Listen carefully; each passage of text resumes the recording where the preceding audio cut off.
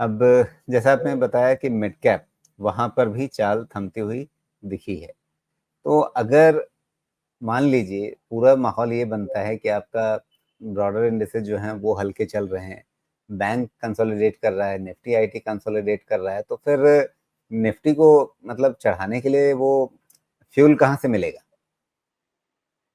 Quarterly result के अलावा और कोई फ्यूल नहीं है। मोस्टली जैसे अब रेट कट तो शुरू हो गया है, तो रेट कट के बाद कितना जूस और बचा हुआ है, यहाँ से कितनी रैली और फ्यूल होगी, बिकॉज अभी भी यहाँ पे सबसे बड़ा ट्रिगर जो है ना, यूएस का इलेक्शन है। वहाँ तक तो बात खराब नहीं होनी चाहिए, तो इलेक्शन के समय ही जिटर आएगा ऐसा लगता है। मिड कैप में यही है प्रॉब्लम कि मिड कैप के वैल्यूएशन मुझे थोड़े तकलीफ से दे रहे हैं। इनफैक्ट स्मॉल कैप में पॉकेट्स में आपको जगह मिल जाएगी, खरीदने में डर नहीं लग रहा, बिकॉज मान लीजिए मार्केट गिरता है 10%, तो लार्ज कैप गिरते हैं 15%, तो मिड कैप गिरते हैं 20%, तो स्मॉल कैप गिरते हैं 30-40%। इसकी पॉसिबिलिटी है, लेकिन ऐसे ऐसे स्टॉक मिल रहे हैं अभी भी स्मॉल कैप में, जो कि आपको हो सकता है कि यहाँ से 20-25% का डाउन साइड दें और मे बी 2 साल 3 साल में 100% का अपसाइड दे दें 2 साल में, या ऐसे मिल रहे हैं। लेकिन मिड कैप में वो चीज़ नहीं मिल पा रहा है, वहाँ पे थोड़ी-सी दिक्कत लग रही है। अब डेफिनिशन इटसेल्फ इज़ डिबेटेबल कि मिड कैप और स्मॉल कैप किसको बोलें। लेकिन आप एक ऐसे समझ लें कि $1 बिलियन की कंपनी ले लें, उसके नीचे जो है उसको अगर मान लेते हैं कि स्मॉल कैप डाल देते हैं 8,000 करोड़ की कंपनी के आसपास, और उसके बाद फिर वहाँ से ले लीजिए 50,000 करोड़ तक मिड कैप में। एक अपनी अलग-अलग डेफिनिशन से काम करना पड़ेगा, बिकॉज़ अब मिड कैप का डेफिनिशन इतना ब्रॉड हो गया है कि उससे मेरे हिसाब से तो काम नहीं चलेगा।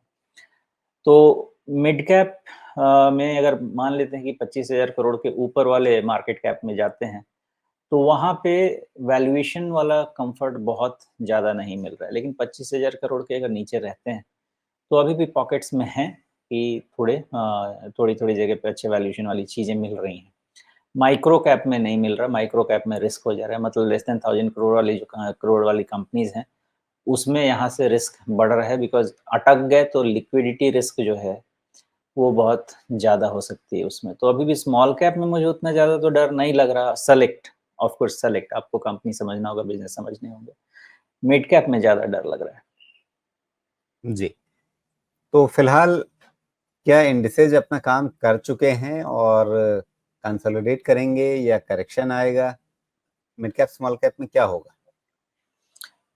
ट्रिगर नहीं है किसी तरह का अभी बड़े करेक्शन का, और यूएस इलेक्शंस तक बहुत ज़्यादा कुछ ट्रिगर लगता भी नहीं है, नेगेटिव होना चाहिए। आपके फेवर में क्या है? क्रूड आपके फेवर में है, इंटरेस्ट रेट आपके फेवर में है, जीडीपी ग्रोथ रेट आपके फेवर में है, पूरा ग्लोबल फ्लो हमारे फेवर में है। तो कोई चीज़ अभी उतनी नेगेटिव नहीं है पैरामीटर पे, या फोर्सिएबल नियर फोर्सिएबल फ्यूचर में भी नहीं है। लेकिन ऊपर जाने के लिए दमखम है, ऊर्जा है उतनी? यही है कि फिनिश लाइन तक पहुंचने के लिए जिस तरह से वो किसी तरह दौड़-दौड़ के पहुंचते हैं, वैसा पहुंचने की एनर्जी आप समझ लें। उतनी फास्ट मूवमेंट वाली एनर्जी नहीं है। इसीलिए मैं कहता हूँ बार-बार कि जो फ्यूचर्स ऑन ऑप्शंस में है ना, वहाँ पे हाई कॉस्ट ऑफ कैरी या आपको टाइम वैल्यू ये परेशान करेगा अभी बाई साइड से पैसा बनाने में, बिकॉज़ पता नहीं चलेगा कितने महीने तक कैरी करने के बाद कॉस्ट ऑफ कैरी रिकवर हो रहा है। तो ये तकलीफ रहेगी, क्लीन शॉट नहीं मिलेगा।